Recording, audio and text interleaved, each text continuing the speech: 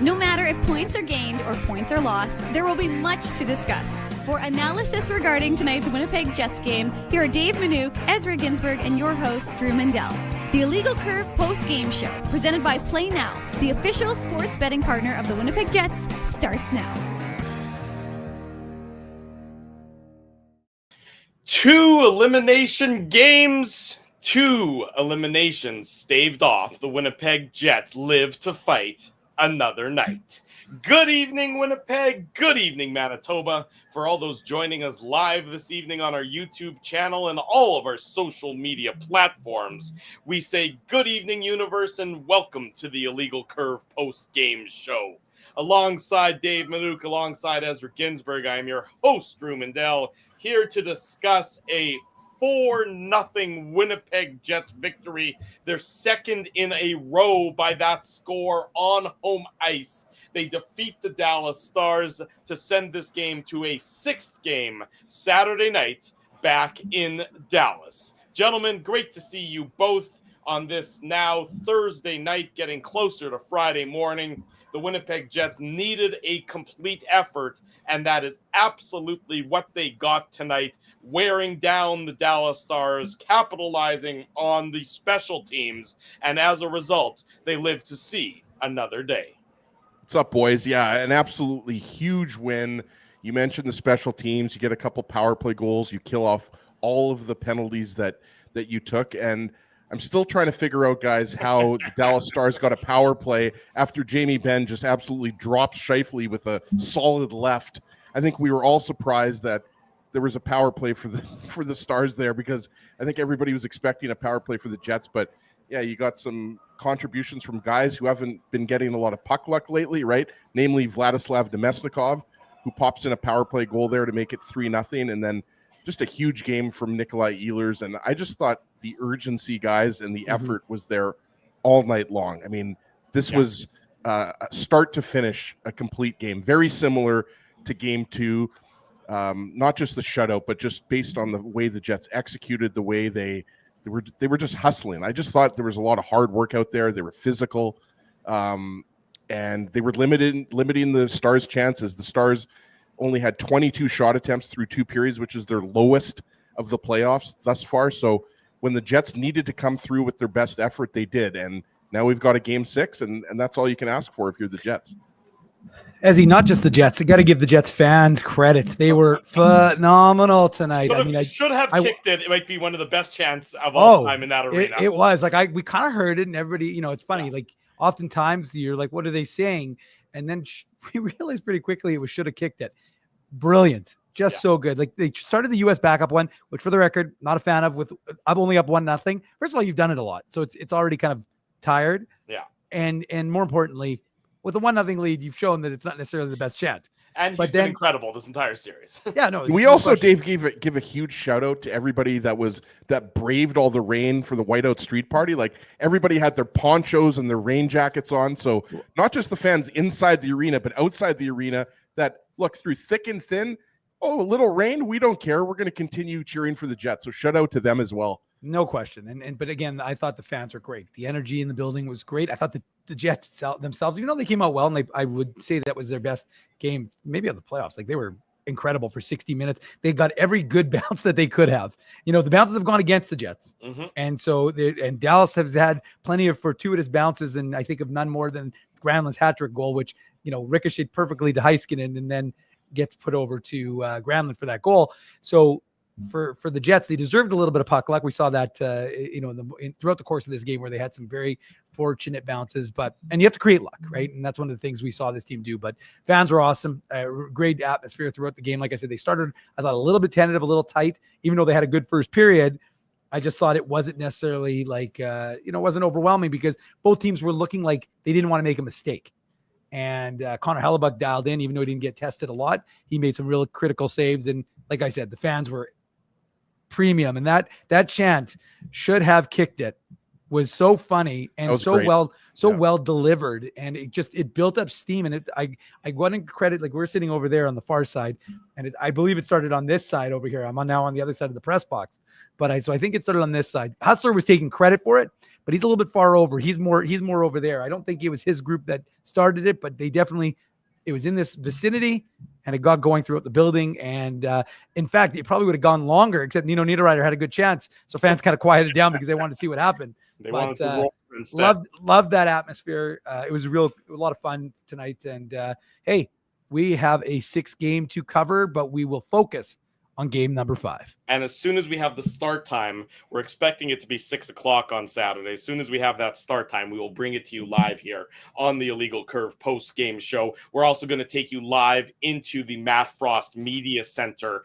just as soon as we see the coaches and winning players, or players from the winning team, the Winnipeg Jets, at the press conference table. We will bring that to you live here on the Illegal Curve post-game show. That all courtesy of our photographer and videographer, Colby Spence. So everybody hang tight. Of course, lots to get into in tonight's game. I had a friend of mine text me and say that the Winnipeg Jets played regular season hockey in tonight's game, and he meant that as high praise for how the Jets absolutely swallowed up the Dallas Stars, and no question about it. And of course, Dallas gets a little bit of they get some shots on the goal in the third period, but they had 9 shots on goal through the first 40 minutes of tonight's game. Shades of those 2 regular season games where we saw the Winnipeg Jets absolutely swallow up Dallas later in the season. The Dallas Stars, 1 shot on goal in the final 14 minutes and 34 seconds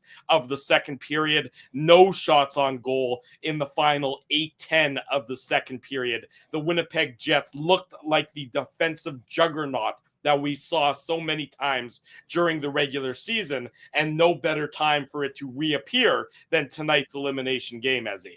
Yeah, absolutely. We talked about the shots, only 9 shots through 2 periods, 22 shot attempts, and just thought the Jets were just their details were right. They were connected. They were stepping up to the Stars on the blue line.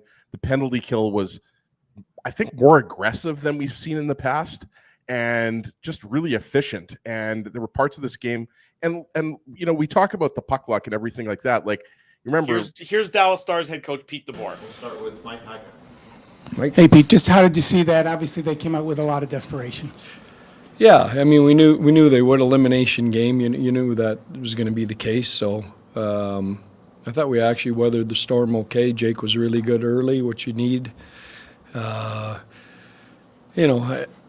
think the goal off our own skate, the 4-on-4 goal, that's a tough one to give up. And then you give up the 5-on-3 goal. You go on the road, especially in an elimination game, and you get 2 goals like that. It's really tough to win. So, I think we could have done a better job trying to create a little bit more offense, obviously. But we did have a few looks, one off the crossbar, a couple here and there, but not enough. They played with a desperation level like it was an elimination game. We were a little bit off that. Hey, Pete. What makes this just such a tough environment to play in, and knowing how good they've been here, how important does that make the opportunity you have at home? Yeah. Listen, they won the President's Trophy, right? I mean, this is a really good team. So, we do have a great opportunity to go home and win this at home. And, we did what we had to do, which was win 1 game in here in order to give us this opportunity at this elimination game. And, if not, we'll have to come back in here and win another one.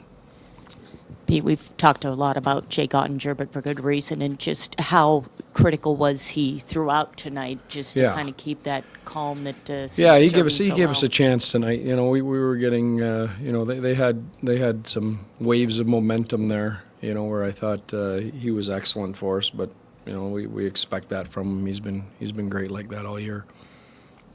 Hi, Pete. Kind of late in the game there, it seemed like a few people kind of lost their composure, including Jamie Benn. Just want to get your thoughts on that interaction. Yeah, I think, it's an emotional series. You play, this time of year against one team, there gets to be a little bit of hate out there. That's okay.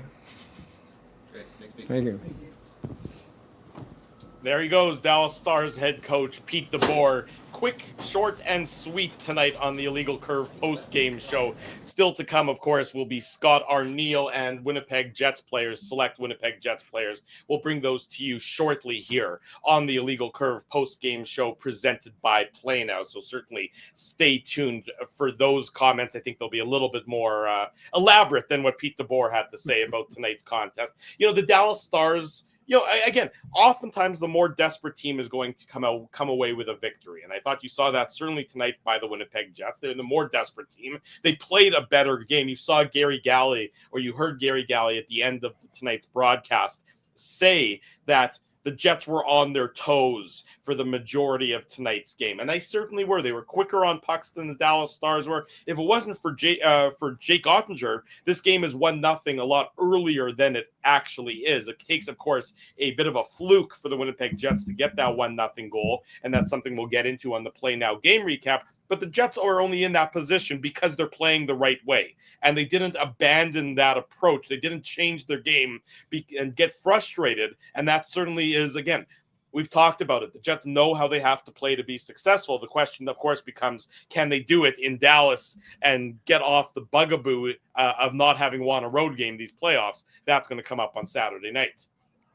Guys, the Jets had 3 players that had 6 hits, and one of them might surprise you. Nino Niederreiter, Brandon Tanev, Cole Perfetti had 6 hits tonight. I thought he was great. Obviously picks up an assist. We talked about he hasn't had probably the round that he would like. And you're right, Drew. I mean, defensively, that's about as good as it's going to get defensively. And yes, the Jets have done that to the Stars of the past. We've seen them do that to the Stars in the regular season, and I just like the way they played. I like the way they were playing defensively. I like their special teams. I even thought the fourth line looked a little bit better than in games past. Obviously, the fourth line can get a ton of ice time tonight. Well, it's funny you mentioned the ice time, Ezzy, because I was just looking at that. So you think desperation game 5, you have to ride your horses. The time on ice for the Winnipeg Jets is still pretty well balanced. The lowest guy on the team is Hayden Fleury at 8 minutes. So the Jets really went down to 5 defensemen, I thought, a lot in this game. That Hayden Fleury was played very sporadically. And we talked about that with Connor on the pregame show. We thought they were going to ride Morrissey, DeMello, Pionk, and Samberg. But, Samberg had the most time on ice in tonight's game, 24.5 minutes, 24-27. Those aren't outlandish numbers by any stretch of the imagination. The Jets and Scott Arniel did a very good job tonight running their bench and using the TV timeouts optimally to allow their players to get extra time, but at the same time not run them completely into the ground. Back to the Matt Frost Media Center. Kyle, how would you describe the overall effort in keeping your season alive? Yeah, pretty good. I thought we played a pretty strong game. Kept them at bay for the most part, limited their chances. Thought we did a better job in our zone entries, in our own zone and in plays, coming up as 5. So just, a great team effort. I thought our special teams were great. That obviously needs to be big. It's huge in the playoffs. I think they were winning the battle the first couple games before this one, and we needed to step up, and I think everybody did. And, it's one game, and we got to refocus quick and get ready for the next one. Nick, you and a lot of your teammates seem to have an extra gear tonight. Where did you find that? Well, I mean, we were down 3-1 in the series, so that made it pretty easy. And playing at home in front of our crowd is special. So, like we've said before, we don't want to be done playing hockey, and I think today showed that. We just got to take that to the next game. Just wondering how much momentum, if any, can you take to Dallas from a game like this? It's a whole new game, and it's on the road. So for me, nothing. Obviously we're going to look at video and see the things that we need to continue doing and some things that we can clean up. But I think overall we played a really good game today, and that gave us the result that we wanted. Nick, you've had 5 goals in this series. Obviously, you were coming off that injury, but just maybe describe what it feels like to be producing in obviously a big moment in time for your team, and just how are you feeling personally about your game? I feel good. Obviously there's things that I want to clean up too. My whole second period, for example. But I think overall I got my legs going, and I get them going early, and obviously that's a huge part of my game. So that's something that I want to continue doing. Certainly had your legs going on that empty netter. What did that puck race look like to you? You're just doing everything possible, obviously, to be the first guy to get to it, right? Yeah, I was waiting to make sure it was getting out, and Fetz got it out really far, really well. And you get that one in the back of the net, the game is officially done. So I had one last speed burst in me. Kyle, you kind of touched on a bit with the entries, but for a big part of Game 4, you guys seem to be the better team. Tonight, in the totality, you guys were. What do you think the difference was in terms of hitting that other gear? I think it's everybody just taking it up a notch, winning their battles. If you just look at over the course of a game, how many 50-50 battles there are, and it adds up. You win there in your own zone. All right, it's the next zone. You got to win the next battle, get it over there, win the next battle. So I think it's just a combination of everybody having that extra gear and that fight, and just being dialed in. And it's an ultimate team sport. We need every single guy in here going, and it's the toughest time of year. And I thought we stepped up, but obviously job's not done. Nick, I'll put this to you first. I hope you'll both touch on it. But after the last game, you talked about wanting to repay the fans. And I'm wondering if you could put into words what it would mean if you were able to win Game 6 and bring this back. Well, it would mean that we're not going on vacation yet. But it would mean a lot, obviously. We want to go to Dallas and win that game, and like I've said, these fans have been. It's been so special to play here in front of this crowd, and we want to repay them by coming back and playing a Game 7 here. Kyle, what's it like to see Connor Hellebuyck post his second shutout of the series, given all the noise around him so far? Yeah, he's been great.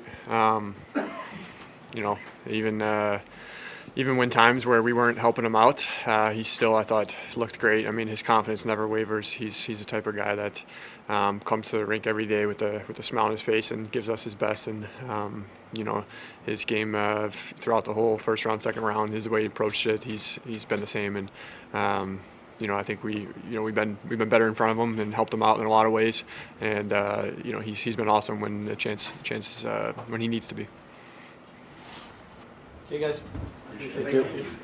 There they go, Nikolai Ehlers, Kyle Connor tonight from the Matt Frost Media Center. Scott Arniel, Winnipeg Jets head coach, will be up very shortly. We'll bring him to you live here on the Illegal Curve post-game show. We have an official start time for Game 6. It is 7 p.m. Central Time.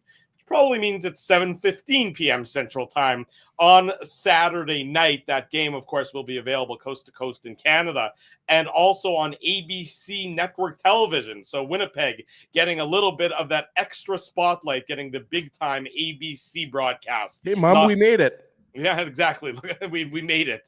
So that'll be 7 p.m. puck drop on Saturday night. Clearly the NHL. Oh, here's Scott Arniel.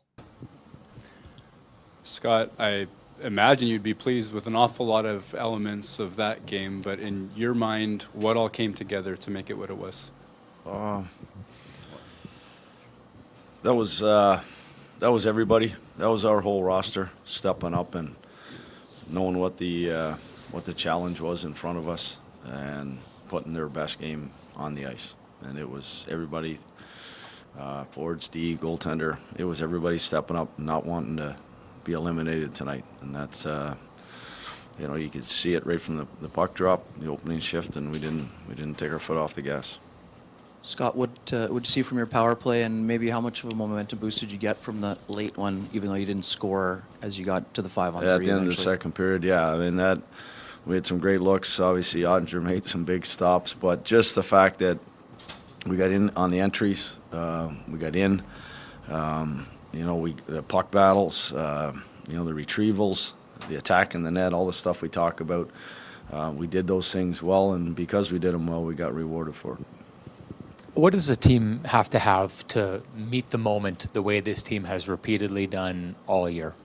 What was the first part? What does a team have to have? What does it have to possess to be a team that meets the moment the way this team does? Oh, man, there's a few things. Obviously, it's, our leadership in our room is a big one. Our guys, just you could feel it, you could hear it from this morning till tonight.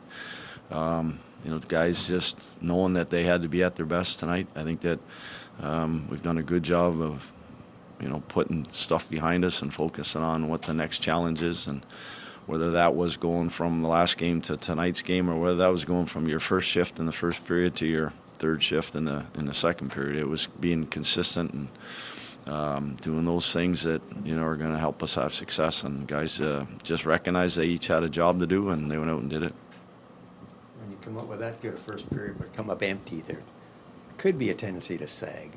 What'd you see? Well, I saw their goaltender make some outstanding saves. He did. He really did. And then, obviously, we had some breakdowns in the second, and Hellebuyck was there for us, too. So I thought both goalies were really, really good. But that's part of what we talk about, is that stay in the moment. Don't worry about what the end result will be. Let's just keep putting the work in. Really liked how we had our, a strong first, and that helped us kind of have momentum going into the second. Dallas had a push on there in the second for stretches, but at the end of the day, we stayed with our game, and that's what's going to have to. We're going to have to do a carbon copy of that, on Saturday. Exact same thing's going to have to happen. Scott, I'm wondering, what does it mean to this organization, like the fan support, not just inside the rink, but tonight it's like pouring rain outside the whole night, and it's pretty packed, it looked like, out there. What does it mean to you guys to know that it's not just the people inside, but all the people outside? Well, I'm glad it's raining. If that helps the fire situation, I hope that's a good thing. But for our fans, that's them. They've been doing it. They've been awesome this whole stretch here. This playoffs, believe me, we can feel it. You can really feel that. Like I mentioned this morning, there's another wave that comes into this building, and it just kind of pulls you along. And our guys were riding on it tonight. But that's what you love about it, and we love for a chance to come back and do it for Game 7. But we got a lot of work ahead of us here in Game 6. But to reward our fans and for them to get behind us and give them a chance to see another game, that's what we were looking to do. Mark, what was your take on? Scott, what's your take on Mark getting the 2-minute roughing after Jamie Bennett delivered that left jab? Wasn't real happy out with that all kind of, but we're the ones that are up in the game. Didn't think we should have come out of that pile up with us having the extra minor. Thank you. Yep. Winnipeg Jets head coach Scott Arniel, proud of his team, but more work yet to be done as the Jets look to return to Winnipeg for a Game 7 on Monday. But first, Game 6 goes Saturday night in Dallas. A stiff test ahead for the Winnipeg Jets, winning on the road where they have not yet won this postseason. Big thanks to photographer, videographer Colby Spence, getting us all of that live footage coming to you from the Matt Frost Media Center. It's coming fast and furious there, Drew. First it was DeBoer, then Ehlers and Connor, and then it was like bingo, bango, bongo. It's after midnight. Everybody wants to go home and take a nap. Everyone's tired. They gotta wake up early tomorrow. They gotta get on a plane at some point. Nobody goes to bed until the Illegal Curve post-game show's over. That's actually what that's probably what they're doing, is they're running to the dressing room so they can watch us live, so they can hear our insight, our analysis. So many of you doing so as well. Almost 750 of you watching us live tonight here on the Illegal Curve post-game show. If you haven't already done so, be sure to smash the like button, subscribe to the channel, and turn your notifications on, because we're going to get you set for Game 6 on Saturday morning at 9 a.m. with the Illegal Curve hockey show. So we will get you game day ready. Game 6 ready, Saturday morning, 9 a.m. Be sure to join us for that. But plenty more to come tonight here on the Illegal Curve post-game show. It is presented by our friends at Play Now. Go ahead, Dave. It looks like you have something you want to say. I just thought it was interesting, the comments from Pete DeBoer. He says, or if we have to come back here.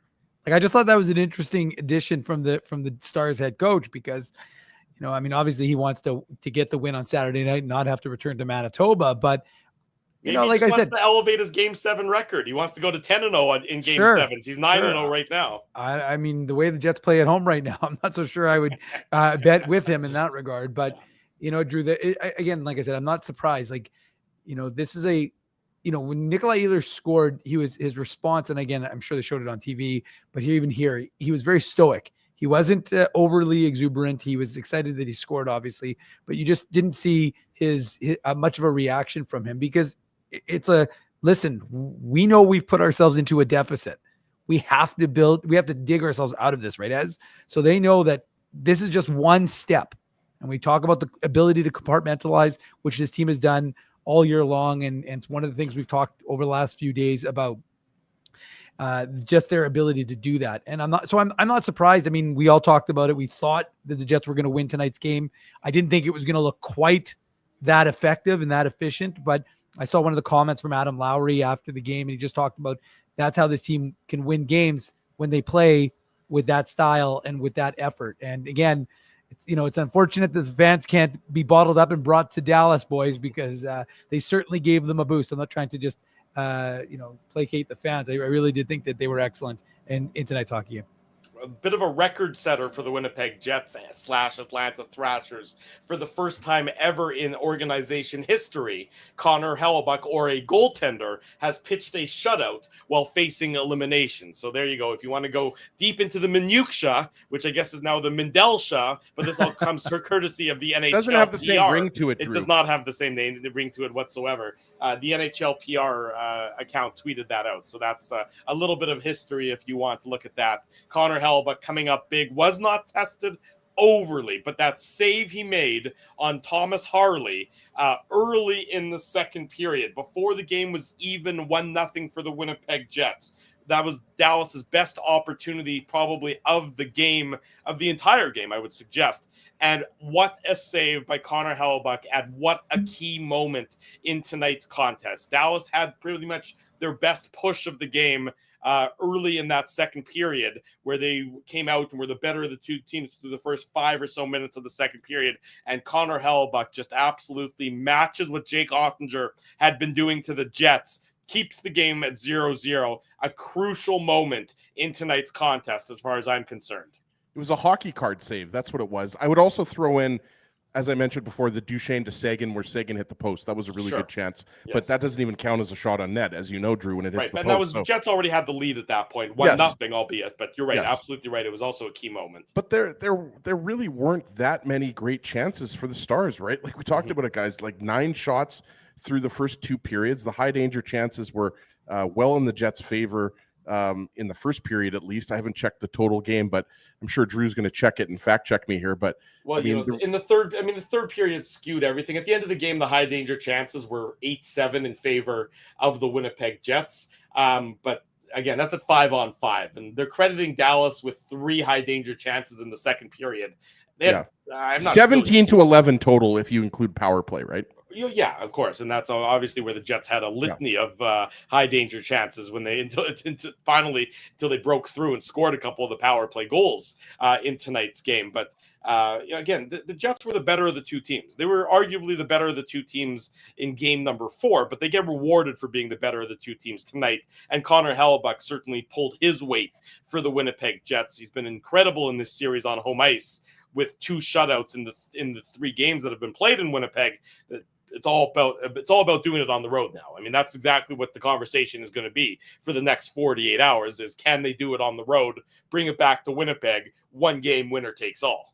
Right. You guys heard Nikolai Ehlers. Well, not just you guys, but everybody watching live with us here was watching when Nikolai Ehlers was asked by Paul Friesen of the Winnipeg Sun about momentum carrying over. And we often kind of joke about that because it's definitely something that's difficult to quantify, but I mean, you're going to have a similar effort. Now Dallas is going to be going back home with last change now with their home crowd and all of that noise that is now in support of them. So it's not going to be easy.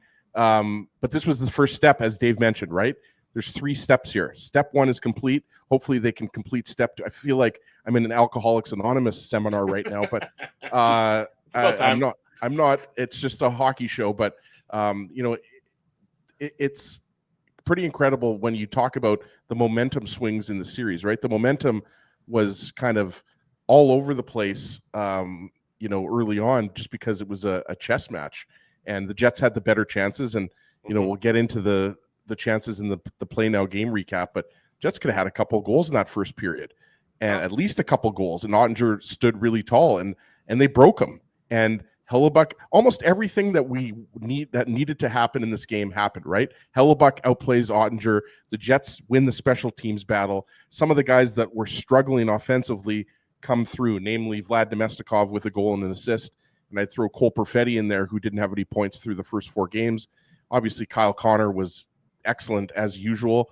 I think he's up to 2nd overall in points now, Dave, if I'm not mistaken, behind Rantanen. And he's been excellent. And so overall, just a really impressive win from the Jets.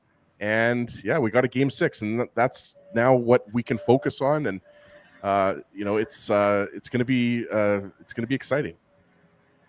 Yeah, I mean, nothing. Go. Too much deference there, Drew. Yeah. I mean, look, this is I just think, like, I kind of agree with Nikolai Ehlers. Like, it's been such an interesting season that it would have felt diminished. You asked Connor that question. Would it have felt bad if the Jets had lost this game? Now, if they played like this and you lose a tight one, it is what it is.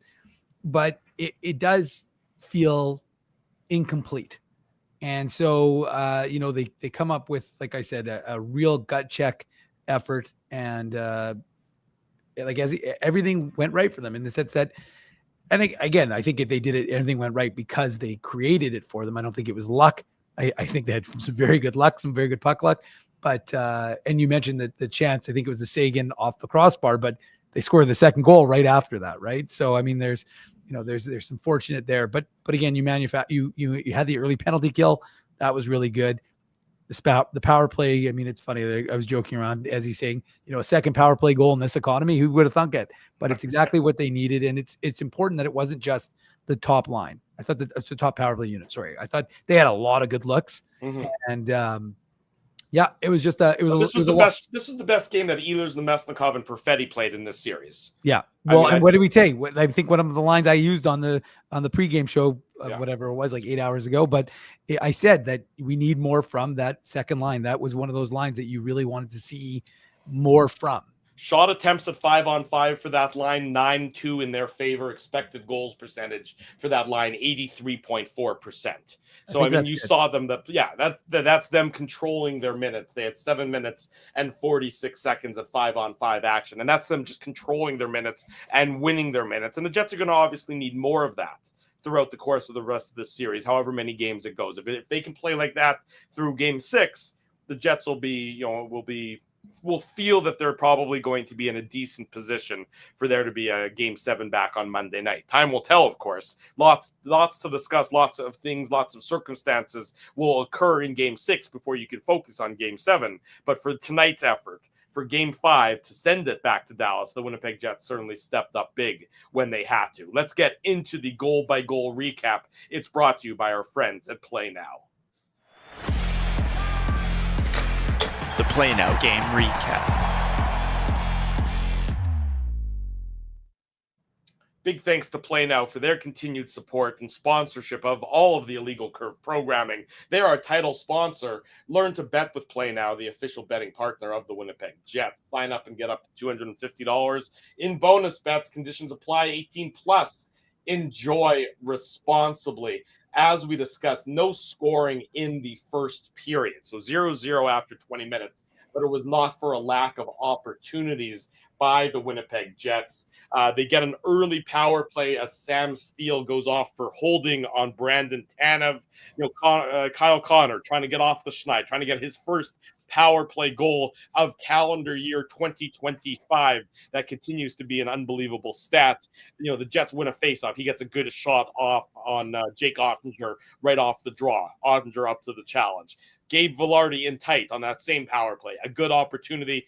Ottinger up to the challenge. So the Jets, start the game right. They shoot Dallas 11-4 in that first period, and they kill off 2 Dallas power play opportunities.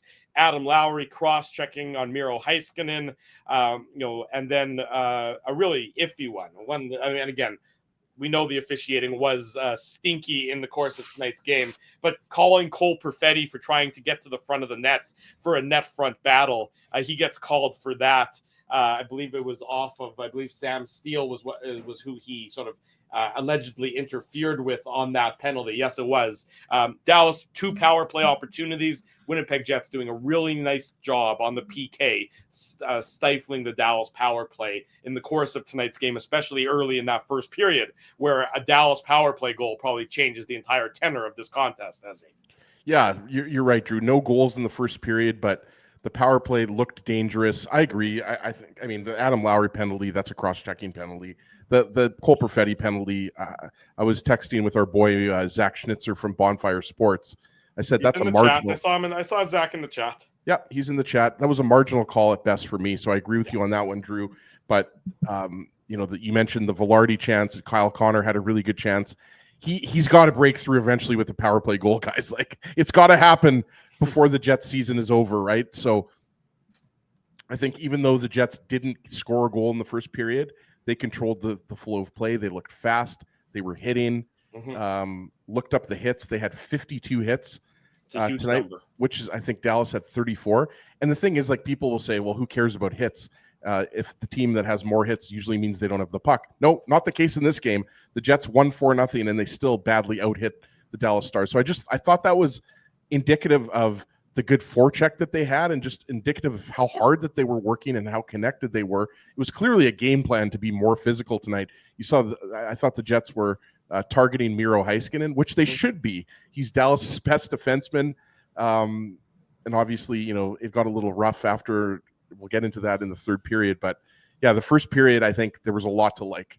Yeah, I would agree with you. You talked about the body checks. They were tone setters for tonight's game, I thought, is what the body checks were. As you mentioned, the 3 forwards that had 6+ body checks in Niederreiter, Tanev, and Cole Perfetti. How about on the back end? Neil Pionk, 6 body checks. Luke Shen, 7 body checks for the Winnipeg Jets. So they certainly threw their weight around at both ends of the ice in tonight's contest. And I thought Dallas was a little off-put by some of the physicality the Jets threw their way. Yeah, I mean, I think. Sorry, I thought you were still talking to Ez, but you this time. Okay, that's fair. But I think you're right. I think that was what we saw, and that's kind of what you wanted. They started off strong in that regard, and they really tried to set that tone, and they didn't want to let Dallas get comfortable. By the way, we did almost, as you see, that Kyle Connor on the power play score his first one since December, and it would have been funny because he would have dragged Paul Friesen on the plane. I think a lot of players would have dragged Paul Friesen on the plane if Ehlers gets off the schneid when he talks to Paul, and then Kyle Connor would have had a power play goal. But Blake Wheeler wouldn't believe that Paul Friesen has somehow turned into a good luck charm for the Winnipeg Jets. By the way, was Blake Wheeler fired from the Sportsnet panel? He was only supposed 3 nights. He was only 3 nights. But I'm just joking. By the way, we haven't talked about it. Did anybody see Scheifele, his reaction? I didn't. I saw it later. I saw it after the fact. When did Scheifele get a personality all of a sudden? Well, national television. It's a little different. I mean, it was like the national, Drew. For anybody who missed it, I'll just quickly go through it. Wheeler asked Scheifele a question in I guess prior to Game 4 between the Jets and the Stars, and then Scheifele takes a pause, gets a smirk on his face, and then pulls out this Wheeler.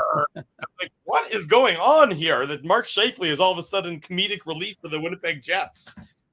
I think he's got a personality. He doesn't necessarily always show it to folks, but that's fine. That's neither here nor there. We're more focused on what he's doing on the ice than his whether he's going to have a side gig at Rumors Comedy Club, Drew. So that's anytime not really, there's an open invitation for Mark to come on stage. There you go. But no, I mean, look, the most important thing again, was that they were getting good chances. You could kind of feel like even though they didn't score on that power play, they were getting really good looks. And again, even the bounces they were getting throughout the course, like a puck that should get out doesn't get out. They keep it in. And we'll get into the IFLO had some luck on when he said it in the Mestikov. But I mean, and by the way, shout out to Dallas fans were good too. I mean, there were quite a few Dallas fans. They chanted Stars during the anthem, so there were more than a few because they were quite loud. As on this side, by the way, not on the legal curve side. I would note. But I will give special notice or shout out to the Dallas fan who is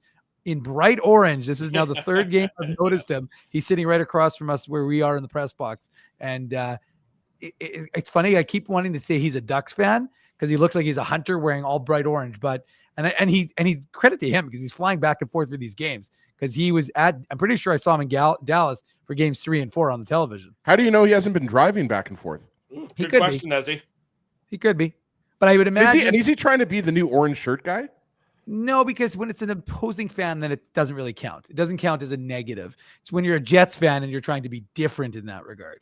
We only want uniformity of look here in Winnipeg, right, Ez? Absolutely. And you're giving shutouts. I'm again going to just say how awesome the fans were tonight. Like we talked about the should have kicked it in chant. Should have kicked it. Yeah. And they were just awesome. And, them, Sportsnet showing all the fans just absolutely soaked.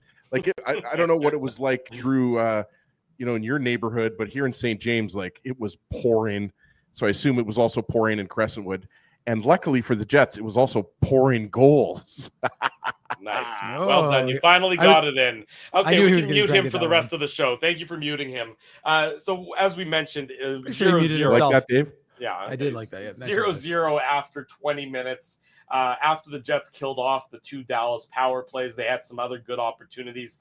Nikolai Ehlers had that great rush when Evgeny Dadonov was back playing defense. And Ehlers just absolutely burned good him on presence the of right. mind.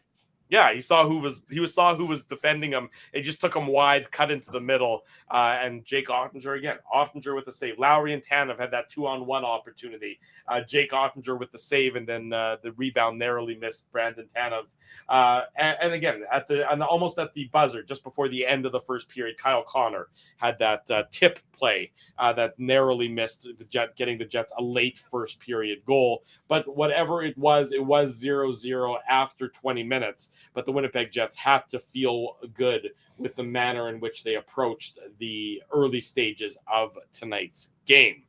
Second period, the Jets get on the board. By the way, Drew, I don't know if they just one last thing I would mention that they, speaking of the rain and all the everything with the wildfires, and I know we talked about Scott Arniel's comments, but they did do I don't know if they showed it on the television, but they did do a recognition for the first responders who are dealing with the wildfires, and they got a very hearty applause from everyone in the building.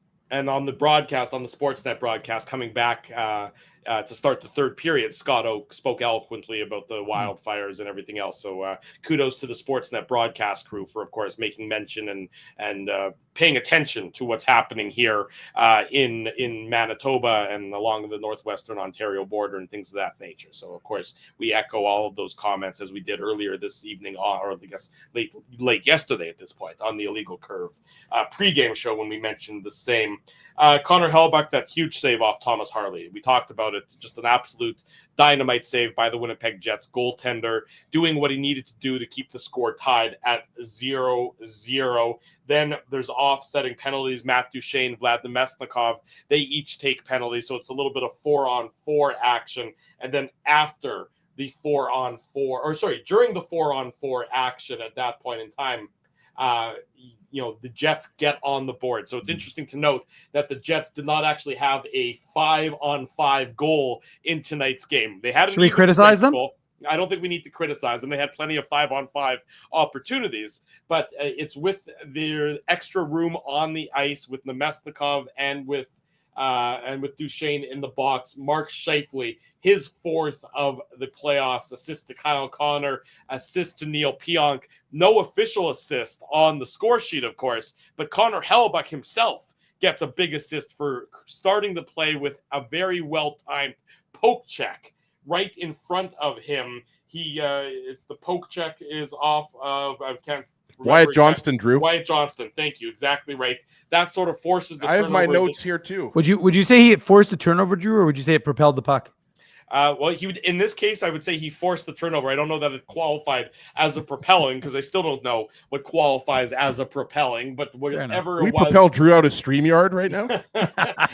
the Jets transition the puck up the ice, and they get a very fortuitous bounce. You see, it's Kyle Connor. He's streaking up the left side. He feeds it over to Neil Pionk down the middle, back again to Connor. Scheifele's the trailer. Scheifele throws it. He's trying to go backdoor back to Connor. Instead, it deflects fortuitously off of the skate of Thomas Harley, and you knew it was going to have to be a bit of an ugly one to beat Jake Ottinger. This one was not the prettiest goal the Jets have scored, but they count just the same, and it's 1-0 for the Winnipeg Jets, and that is, of course, your game-winning goal, as it turned out in tonight's contest. Yeah, for me, boys, this was just all about speed, right? Starts off, like you mentioned, Drew, with a Connor Hellebuyck poke check on Wyatt Johnston in tight. Just a beautiful pass by Rantanen also on that play. And Connor just quickly transitions up the ice, gets it to Neil Pionk, and he comes in and just waits that extra little second, gives it back to Connor, and then Connor finds Scheifele. And it actually, I think, deflects off of Wyatt Johnston's stick, then off of Thomas Harley's skate. So it was really a double negative shift for Wyatt Johnston there. But I mean, again, we talked about this during the pregame show, right, guys? Like, it seems like the Jets haven't been really getting the bounces. Well, they get the bounces off of Harley and Johnston, and then they get the post with or the crossbar, I should say, with Sagan hitting the crossbar. So it seemed like the Jets were getting their own bounces tonight. But again, we talk about how you manufacture your own luck. And I mean, the Jets, this was an odd man rush, and Scheifele puts it on net and it goes in, and they all count the same, guys. And when you're a Jets team that's struggling to score goals, they'll take that one. But you're absolutely right, Drew. Hellebuyck deserves a lot of credit. First for the save on Harley, and then making that nice poke check on Johnston. And by the way, Ezzy, I'd give the folks here inside Canada Life some credit, because playing the Superman music right after he makes the save on Thomas Harley was a nice little touch by Kyle Balhari and his crew. Like Superman's Dead by Our Lady Peace? No. But that is a good song. Yeah, great song. Yeah, I was a big fan of Our Lady Peace back in the day. Yeah, Rain Maida? Come Navid, great song. He's married, isn't he married to Chantal Kraviazek? That is correct, Dave Manu. Bringing it back to Winnipeg, if you will. Yes, that is correct. You got that one right. Look at you, celebrity, knowing all your local celebrities and things of that nature. We try and know each other. Yeah, but you're absolutely right. That there was a good. It was very apt for them to have played that song after Hellebuyck made that Superman-esque save off of Thomas Harley early in that first period. Sorry, and I'll just, again, like I said, it's just funny to me that it's just a good setup. So the Jets are actually doing everything right. They're pushing Dallas back, and it ends up being an ugly goal. But the structure of what they did was great, and it's funny because Dallas had good protection, but just an unfortunate bounce for them. It's like Mark Scheifele's been playing pool with Nikolai Ehlers, and the Jets get a second deflection goal, obviously not in this game. Yeah, exactly right. So the Jets lead 1-0 after that goal, and that's really where the second period ended. Again, a very good second period. I read off these numbers earlier, or I'll read them off again for the new audience members who are joining us as we approach 12:30 in the morning on Friday night. The Dallas Stars, in the final 14 minutes and 34 seconds of the second period, 1 shot on goal. That's 1. Is that good? Yeah, that's very good. In the final 8:10 of the second period, 0 shots on goal for the Dallas Stars. So the Winnipeg Jets absolutely took control of that game in the second period, smothered and swallowed the Dallas Stars and any offensive opportunities that they had. Again, the Jets should have scored at least 2, maybe even 3 goals with Mason Marchment in the penalty box. This comes in the final 2.5 minutes of the second period. It takes a very stupid offensive zone penalty on Nikolai Ehlers. And if it's not for Jake Ottinger saving a shot with his back to the play, which is not a traditional style of goaltending, it would have been 2-0 for the Winnipeg Jets. He makes a save off of Gabe Vilardi, literally with his back to Vilardi. I mean, just an incredible. You talk about a goalie that sometimes is dialed into the zone. That was Jake Ottinger in a lot of tonight's game. But Vilardi misses on that opportunity. Scheifele gets the puck in the net, but it's immediately waved off as he knocked it in with his glove.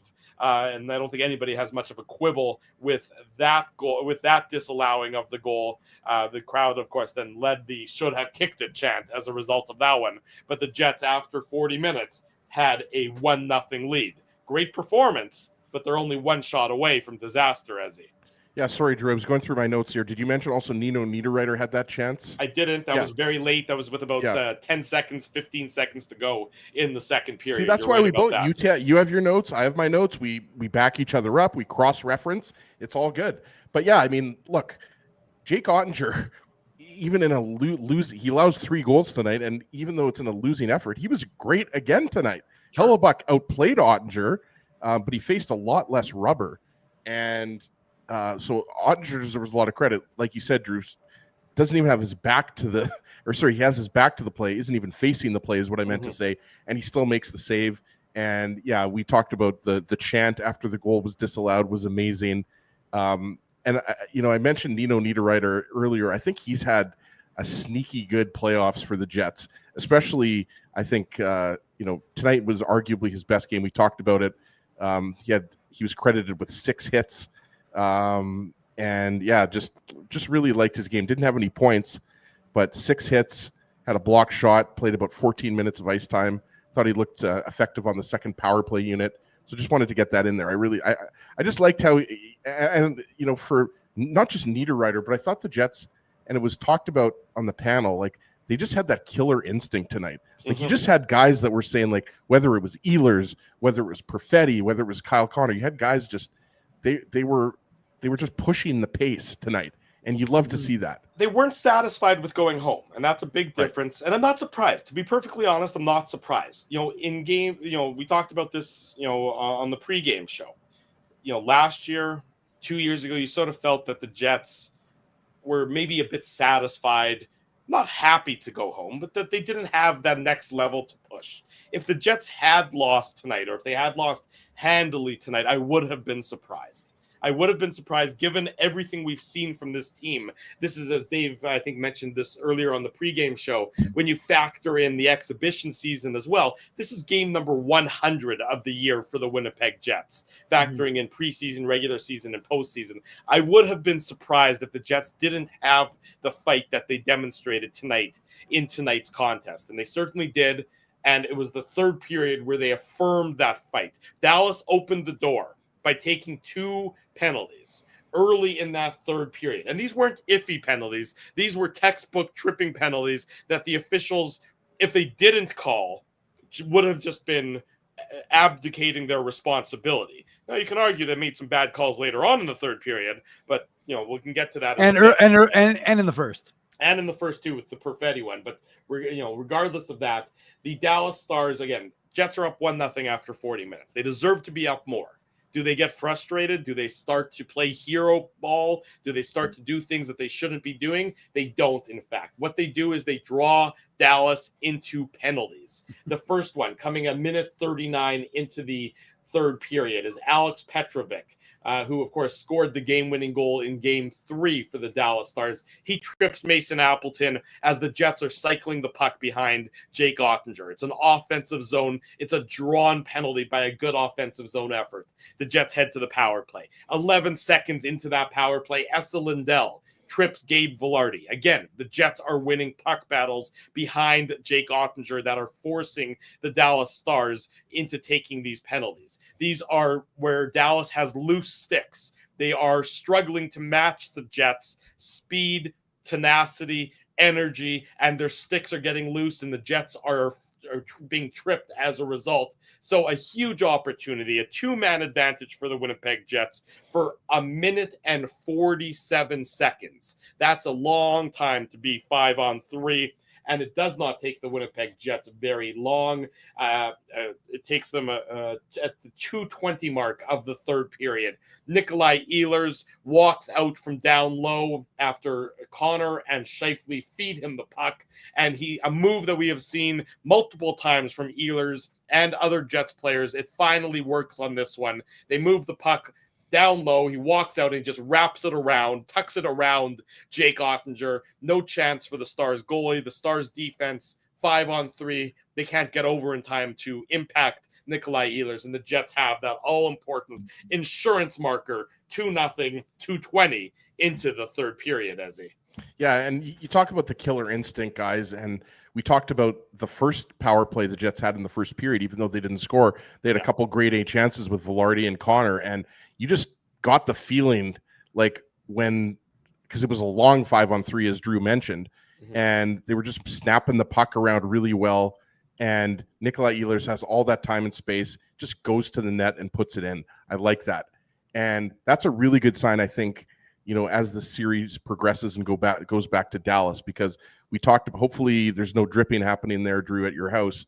Because I saw you looking up there to the heavens.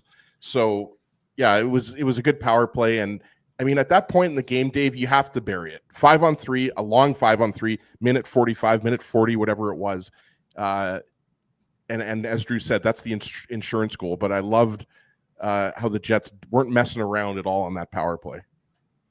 No, absolutely. And look, the 5-on-3, remember, earlier in the season, they were having a lot of success with it, so it wasn't an issue. They're having a lot of success, period, earlier in the season, 5-on-5, 5-on-4, 5-on-3, so that wasn't a problem. But as folks know, it, like the power play, it started to peter out a little bit. Not Peter, of course, producer Tim's dad, but peter out a little bit in that regard. So they weren't quite having that success. And look, you can't question the fact that it was a huge opportunity, right? I mean, you're only up by a goal. You can't afford to, like Dallas, one lucky bounce, one unlucky bounce for the Winnipeg Jets ends up in the back of the net, and suddenly all the good you've done, the way you've dominated that game for 40 minutes, is gone in the blink of an eye. So they definitely needed to, and also their power play, right? I mean, it's something like I said, it's been a focal point, and this is a way for them to, like I said, they would have felt good, but to do that without getting the reward of a goal, that would have been hard. So they in fact get one. And it's just, like I said, Ehlers not trying to be fancy, just go to the net and slides it along the ice. So it's a 2-0 game, and the fans are amped up, to say the least. Well, another fortuitous part of this, right before the Jets score, because this is right after, it's off the faceoff that they win this draw, is that Scheifele takes a shot and it catches Ottinger up in the mask, and he shakes the mask off, or the strap pops off, while Dallas is basically in control of the puck, but they hadn't yet sent the puck the length of the ice. So the refs blow the whistle, because Ottinger himself actually is responsible for this. He puts up his hand indicating, hey, my mask the strap has popped off my mask. I need a whistle. And the refs do what they're supposed to do, which is blow the whistle. But they also, it so happens that the puck hasn't been sent the 200 feet down the ice. That was the right call, by the way. Of course it was. Yeah. No question about it. Pete DeBoer, the Dallas Stars bench, might not like it, but you know what? Guess what? He had Ottinger put his hand up and basically demanded the whistle go before the puck had been able to be sent down. Contrary to Connor Hellebuyck, when the Jets had the almost exact same scenario, I believe it was with Mason Appleton in the box when he was hooking Rupe Hintz. Same scenario. The Jets were able to clear the puck, and then Hellebuyck was able to draw the whistle for having his strap. Well, he actually took his helmet off. Well, there you go. I mean, right? Whatever, like he actually took it off, Dave, and was like, "Okay, guys, like blow the whistle here." Yeah. But you're right, Drew. I mean, well, obviously, I understand from the Dallas perspective, about why they're frustrated with that. But it's also the refs have to call it when they're, it was Dallas when they have notification of it. That's right. They had notification of it. The puck was still in the Dallas zone, so that's why the faceoff was still in the Dallas zone in that instance. It's yes, the puck would have been 200 feet away, but the timing was lousy for the Dallas Stars perspective. Yeah, absolutely. And, again, it's the big players coming through for the Jets. Nikolai Ehlers comes through with 2 goals, and they just had to score on that 5-on-3, and they did. And hopefully that's going to can carry over to Game 6, because obviously, this is the first game where we've seen a little mini explosion on the Jets power play. But obviously a huge goal, and the way Connor Hellebuyck was playing, and with the lack of quality shots that the Stars were generating, you got the sense at that point that there was a good chance that the Jets were going to be able to hang on to tonight's game. Well, 2-0 certainly was a big lead. Mason Appleton takes a hooking penalty, neutral zone hooking penalty. He had been playing well at that point, and it was funny because I was like, "Oh, Mason Appleton made a nice play." Mason Appleton made a nice play. I'm like, "Oh," and then Mason Appleton took that hooking penalty. Yeah, and that's not a penalty you want to take. It comes at the 6:05 mark, and the Dallas Stars go back on the power play. And the Jets, again, the special teams were way better for the Jets tonight, and you saw it on this one, because the Dallas goal here, after this power play, means you got 13 minutes of a 1-goal game. I had only one shot for them on that power play. Right, and I think you're right about that, Ezzy. The Jets did an absolutely great job on this penalty kill. They stepped up for their teammate in Mason Appleton in snuffling out this power play opportunity for the Dallas Stars. I think Matt Duchene had an opportunity on this power play. Connor Hellebuyck made a save off of Duchene. That's the note that I have written down here. And the Jets kill it off. And really, they do a very admirable job. So now you're talking about after killing this penalty, there's about 12 minutes to go in the game, and you still have that 2-goal lead. And then Dallas gets into penalty trouble. This is with Liam Bichelle roughing on Adam Lowry after that sort of post-whistle scrum. After the scrum in front of Jake Ottinger, the refs pick one player from the pile, as they so often do. In this one, it was Bichelle, and the Jets power play strikes again, the second power play unit. Vlad Nemesnikov, he needed to get something good going in this series after a quiet first 4 games. He gets his third of the playoffs, assist to Alex Iafallo and Neil Pionk. It's our Seagram shot of the game. The Seagram shot of the game. Big thanks to our friends at Seagrams for their continued support of the Illegal Curve post-game show. Whatever you're drinking, we highly recommend one of the great Seagrams products. Please drink it responsibly. Second unit on the power play, Iafallo throws the puck sort of into the corner. Neil Pionk pinches up, he makes it and puts it back down where Iafallo gets it out front to Vlad Nemesnikov. Thomas Harley a little late getting up on Nemesnikov, and it's a great shot by Nemesnikov. He sort of goes bar down on Jake Ottinger. He beats him clean with this one. Not a power play goal, that was a traditional set-up power play, but rather the Jets winning some puck battles and having that extra skater out there allows Nemesnikov to find some time, find some space, and give the Jets a 3-goal lead. This goal coming at the 12:07 mark, so there's about a little less than 8 minutes to go. And at this point in time, the third goal, if the second wasn't enough, the third goal I think certainly was for most Jets fans, as they feel as though they're going to bring it home at that point. Yeah, we'll call it the double insurance goal, Drew. Sure. You mentioned Alex Iafallo ends up bringing the puck in and then gives it to Cole Perfetti, and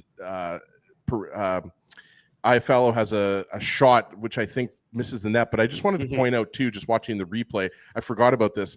Nino Niederreiter puts a big boy hit on Jamie Benn in the neutral zone, and that's what allows the puck to come to Alex Iafallo, who gets it to Perfetti, who gives it back to Iafallo for the initial shot attempt. But on the goal, it's a nice pass by Alex Iafallo right on the tape of Nemesnikov. And again, guys, when we're doing these pregame shows, we cover a lot of ground, and we say the Jets have to do this and they should do that. Well, a lot of those things happened, right? And it's not just the big areas of the game, right? It's not just the special teams and the goaltending. It's other players that haven't been performing stepping up. And I thought that was arguably Alex Iafallo's best game of the second round. It was definitely Nemesnikov's best game of the second round thus far. And that's what you need, right, Dave? You want to stave off elimination. You want the series to go back to Dallas and hopefully back to Winnipeg for Game 7.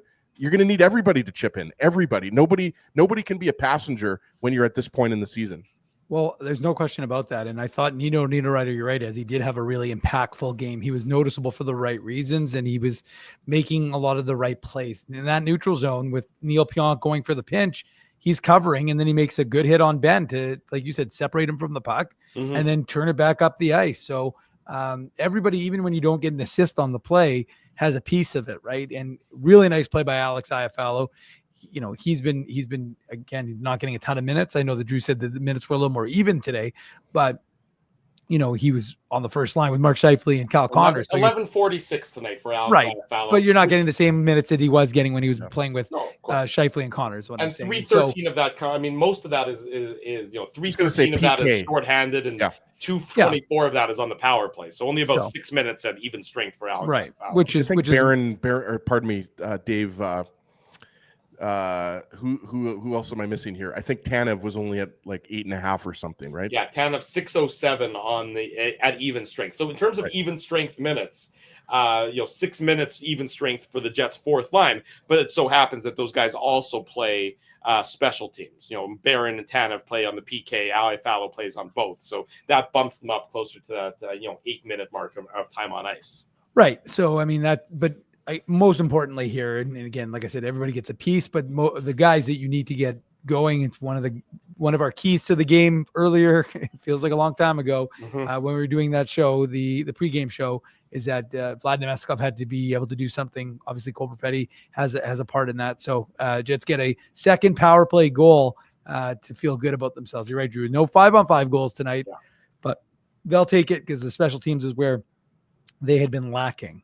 Yeah, things get a little silly after that. We talked about the Jamie Benn, Brandon Tanev, Mark Scheifele interaction that somehow sees Ben hit Scheifele with full face in the jaw and get away with a power play. I'm not quite sure I get that one. Not quite sure that anybody totally understands that officiating decision. If you're Mark Scheifele and you're coming off, what a lot of people suspect was a concussion, you're really unhappy about taking that punch. It's one thing, to take a punch, but when you're recently recovered from something involving the head and the brain, you really don't like that play by Jamie Benn. That was certainly Drew, the NHL Department of Player Safety might look at that one. No chance. There's zero, maybe a fine, and that would be absolutely at most. Take a look. I didn't say he's going to be suspended. I said they might take a look. Yeah, they might fine him. I'll probably maybe for taking out the linesman, he may get more in trouble than anything else. But no, but it was I don't know. I don't think you'd call it a sucker punch. Maybe you would, but it was cheap. I would say he propelled his fist into Mark Scheifele's face. Whatever he did. Touche, Dave. Touche. The Jets wrap up the scoring with 45 seconds to go into the empty net. Nikolai Ehlers assist to Cole Perfetti and Vlad Nemestikov. Ehlers outskated Heiskanen, which is not something that can easily be done. Two of the best skaters in the league right there. That's right. Exactly. Now, Ehlers had the inside path, and that's largely what helped him get to that puck, but he puts it into the empty net. His second of the game, 4-0. The celebration is on in downtown Winnipeg and all throughout the city. Game 6 is ahead on Saturday night. 4-0 for the Winnipeg Jets. A very tidy effort on home ice. Time will tell if it's the final game on home ice this season, but if it is, and shall see, the Jets at least did their part in sending the hometown crowd home happy, something that they haven't done on home ice in elimination games prior to this season very often. So the stat that our good friend Joe Pascucci tweeted out earlier, prior to after Game 4, is quickly being turned on its head as the Jets win a second consecutive home ice elimination game and head to Dallas on Saturday night. Again, if you're just joining us, 7 p.m. Central Time is puck drop on Saturday night downtown in Dallas in the Lone Star State. A normal start time, Drew. Well, yes, a normal start time, and then time will tell about Monday. If there is a Monday, I think it would also be a normal start time because there would only be that one game, the Stars and the Jets, with the Capitals bowing out meekly to the Carolina Hurricanes. Late goal, too. 2 minutes, 1:59 to go in the third period. And did you see it? Ooh, that had an odor on it. Yeah. Logan Thompson let in a stinker with 1:59 to go that proved and to then be the Winnipegger, Seth Jarvis, finishes it off. Empty netter. But the bad goal by Svechnikov, bad angle, bad goal given up by Logan Thompson with 1:59 to go when it certainly seemed like overtime was on the horizon in the U.S. nation's capital. Instead, the Capitals are gone home for the summer, and the Carolina Hurricanes are into the second round to face one of the Florida Panthers or the Toronto Maple Leafs. As his pick is looking good. He picked Carolina. As his pick is looking good. Let's not get too excited. We don't yet know who's going to face the Edmonton Oilers in the Western Conference Final. Is it the Dallas Stars? Is it the Winnipeg Jets? We'll find out more, of course, on Saturday as they do battle in Game 6. We remind everybody that the Illegal Curve pregame show, the Illegal Curve hockey show, Saturday morning, 9 a.m. It will get you ready for Game 6 between the Jets and the Stars. So please be sure to join us for that on Saturday morning as we are your game. We get you game day ready for another tilt between the Jets and the Stars. We head to commercial break. When we come back, more on tonight's contest, more on tonight's victory. It is the Illegal Curve post-game show in the wee hours of Friday morning. Drew Mandel, Dave Manouk, Ezra Ginsburg with you. Don't go anywhere. We want to thank you for not betting with Play Now and choosing our illegal gambling sites instead. Because we couldn't afford things like this without your money. So much of your money. Now you might have questions like, Do our profits benefit your community? No. or bet with Play Now, Manitoba's local legal and secure gambling site. Dining, entertainment, parking, and convenience, all in one spot. City Place is located in the heart of downtown Winnipeg, attached to the Canada Life Centre. Whether you're working, living, or out for a night in the downtown, make City Place your go-to destination before or after the fun finds you. Lunchtime, game time, anytime, visit City Place at 333 St. Mary Avenue, next to Canada Life Centre. Holt Dental, the new official dentist of Illegal Curve, has a philosophy rooted in two unyielding principles: genuinely caring about patients and providing outstanding service. Being a patient of Holt Dental means more than just checkups and treatments. It's taking the time to listen and talk to each patient so they can achieve the best long-term health, functionality, and aesthetics for their teeth, mouth, and gums. Conveniently located at Grant Park Festival on Taylor Avenue, Holt Dental is dentistry of the highest quality in a comfortable and relaxed environment. For more information, visit holtdental.ca. Oh, and there's plenty of free parking at the front door, too. Celebrating its 40th year as Winnipeg's home for stand-up comedy, Rumors Restaurant and Comedy Club has recently been named Canada's top comedy club and a top 5 comedy club in North America. From birthday parties to date nights to fundraisers and everything in between, Rumors is your destination for the best and most affordable live entertainment Winnipeg has to offer. For more information on upcoming shows, Rumors' incredible promotions, and to purchase tickets, visit rumorscomedyclub.com. At Boston Pizza, a fast lunch doesn't have to mean fast food. Now you can get a $15 lunch served in just 20 minutes, including your choice of a main, side, and drink. That's right, lunch for $15 at your local Boston Pizza.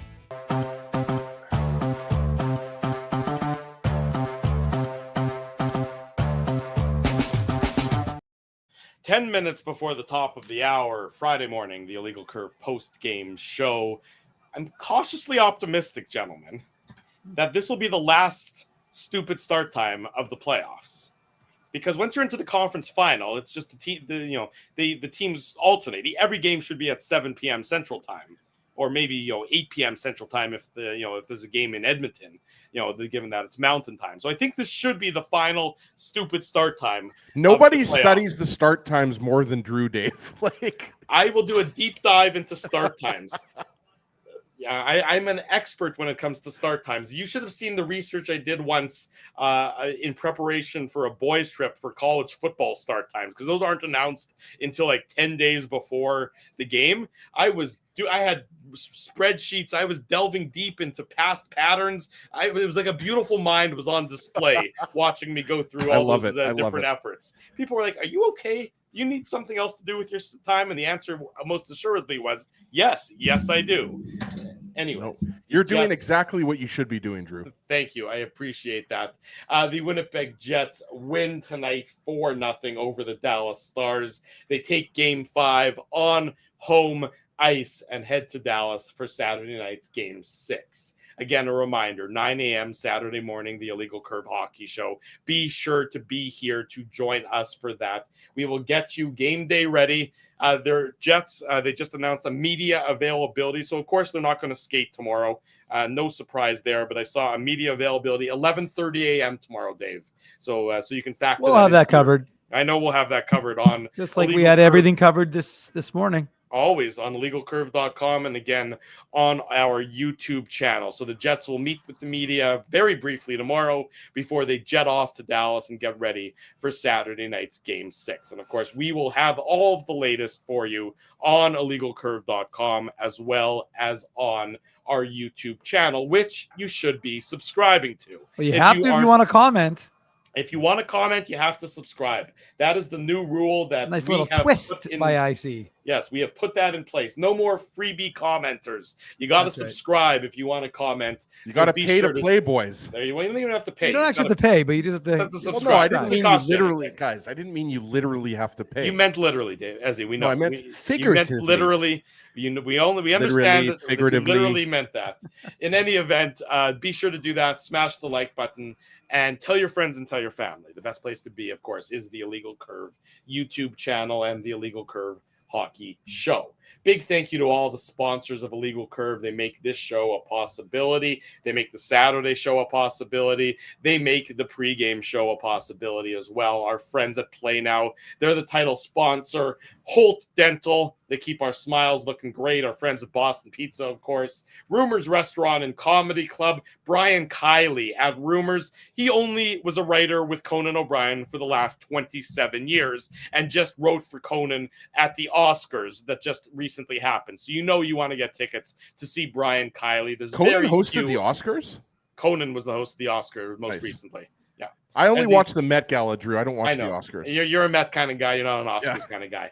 Our friends at City Place, we were there tonight. Time will tell if we're back there on Monday. If we are, we'll be there for the pregame show. So we look forward to that potentially being our place to be on Monday night. Of course, our friends at Seagram's and the 2025 Rady JCC Sports Dinner. Thanks, everyone, for Hold joining on, us. Go Drew, ahead, Dave. you sure you don't want to do an OHL update, OHL Championship Series, Ezzy? I'm do an update? positive, but I think you want to. Well, I'm just going to mention that Jacob Julian, the 2023 fifth rounder, had 2 assists in London's win, Ezzy, and they defeat Colby Barlow, 2023 first rounder of the Winnipeg Jets and his Oshawa Generals. They had a real good run, but this London Knights team is a juggernaut, 16-1 in the OHL playoffs, en route to winning the championship and punching their ticket to the Memorial Cup. So one Jets prospect will continue to play hockey, which means we'll continue to follow him on illegalcurve.com. Dave's got his eye on 2 Colbys. Colby Spence, photographer, videographer extraordinaire, and Colby Barlow as well. Thanks to all of you for joining us. So many of you staying up late with us as the clock inches towards 1 a.m. We will see you on Saturday morning, 9 a.m. for the Illegal Curve Hockey Show. For Dave Minuk, for Ezra Ginsburg, I am your host, Drew Mandel. Thanks, everyone, for joining us. We'll see you on Saturday morning. Until then, we wish you good night and good luck, and thanks for watching the Illegal Curve post-game show.